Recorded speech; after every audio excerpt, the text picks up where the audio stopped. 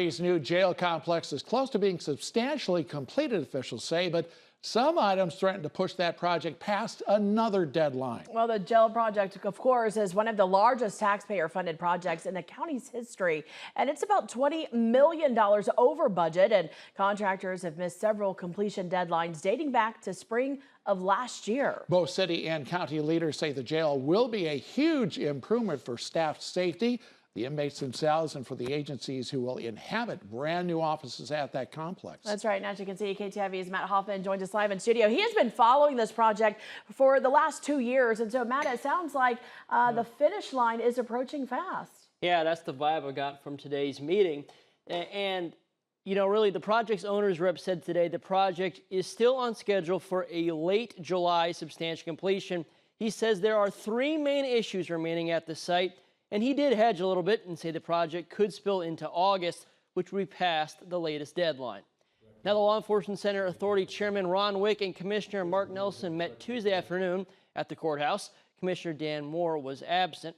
In a press release, the authority says almost 300 missing pieces of seismic bracing won't impact the substantial completion. The owner's rep saying 90 to 95% of that bracing is now installed. The authority only announced the missing bracing earlier this month, so officials say it's a good sign that the fix is nearly complete. But separately, the owner's rep says a final fix is not in place for noise level issues, which are roughly twice the normal level in a part of the building known as secondary control. According to the press release, the authority is still figuring out a control strategy to reduce the amount of return air in that section of the building. It's that return air that's causing the elevated noise levels. But it's looking positive that we're going to be end of month, first part of August. I think as you and I had talked previously. The end of the month rather, is the current deadline. The first part of August would be another deadline missed at the site. The owner's rep says the third outstanding issue is an elevator known as Elevator 6. Officials say that elevator's controller was exposed to the outside elements because of a design error. While repairs are complete, the authority awaits a final inspection from an elevator inspector who is currently on vacation. Officials say there will be a 3 to 4 week lag between the time the facility is substantially complete and when it's operational. In that window, the authority will have an open house for the public.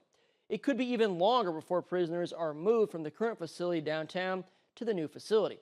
Local lawmakers are anxious to get the building up and running because the federal government will pay the county $100 per day for each prisoner housed there. Essentially, the county government is leasing cells to the federal government and generating revenue in return. Nelson also tells us the state jail inspector has passed the jail portion of the facility. And guys, that's a large step forward that portion is done and finished. All right, KTIV's Matt Hoffman live in studio tonight with that update. Thanks, Matt. Well,